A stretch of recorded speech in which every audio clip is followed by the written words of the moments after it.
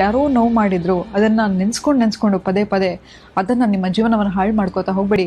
ಹಳೆದನ್ನ ಬಿಟ್ಟು ಬಿಡ್ರಿ. ನಮ್ಮ ದೇಹನೇ ತಗೊಳ್ಳಲ್ಲ ನೋಡಿ. ನೆನ್ನೆ ತಿಂದಿದ್ದು ಊಟ ನನಗೊಂದು ತುಂಬ ಇಷ್ಟವಾಗಿರೋ ಊಟ ತಿನ್ಬಿಟ್ಟಿದ್ದೀನಿ, ಒಂದು ವಾರ ಆದರೂ ಇರಬೇಕು ಅಂತ ಇರತ್ತಾ ನಿಮ್ಮ ದೇಹದಲ್ಲಿ? ಇಲ್ಲ. ಬೆವರು ಇರುತ್ತಾ? ನೀವು ಸ್ನಾನ ಮಾಡಲಿಲ್ಲ ಅಂತ ಹೇಳಿದ್ರೆ ಅಕ್ಕಪಕ್ಕ ಇಡೀ ರೂಮ್ಗೆ ವಾಸನೆ ಬರ್ತಾ ಇರುತ್ತೆ. ಹಾಗೆ ನಾವು ನಮ್ಮ ದೇಹ ಹೇಗಿರುತ್ತೆ ಅಂತ ಹೇಳಿದ್ರೆ ಬೇಡದೆಲ್ಲವನ್ನ ಆಚೆ ಕಳಿಸ್ಬಿಡುತ್ತೆ. ನೆಕ್ಸ್ಟ್ ಬೆಳಗ್ಗೆ ಆಗೋತ್ತಿಗೆ ನಮ್ಮ ದೇಹದಲ್ಲಿ ಏನನ್ನೂ ಇಟ್ಕೊಳ್ಳಲ್ಲ. ಅಂಥದ್ರಲ್ಲಿ ಮನಸ್ಸಲ್ಲಿ ಯಾಕೆ ಇಟ್ಕೋತೀರಾ?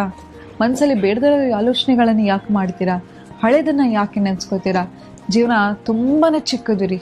ಎಷ್ಟು ಚಿಕ್ಕದು ಅಂತ ಹೇಳಿದ್ರೆ ನಾವೆಲ್ಲರೂ ದಿನ ಕಳೀತಾ ಸಾವಿಗೆ ಹತ್ರ ಆಗ್ತಾ ಹೋಗ್ತೀವಿ ಹೊತ್ತು ಇಲ್ಲಿ ನಾವು ಪ್ರತಿದಿನ ನಮಗೆ ಒಂದು ಗಿಫ್ಟ್ ಅಂತಲೇ ಹೇಳ್ಬೋದು. ಹಾಗಾಗಿ ಮನಸ್ಸನ್ನು ಭಾರ ಮಾಡ್ಕೊಳ್ಳಿಕ್ಕೆ ಹೋಗ್ಬೇಡಿ.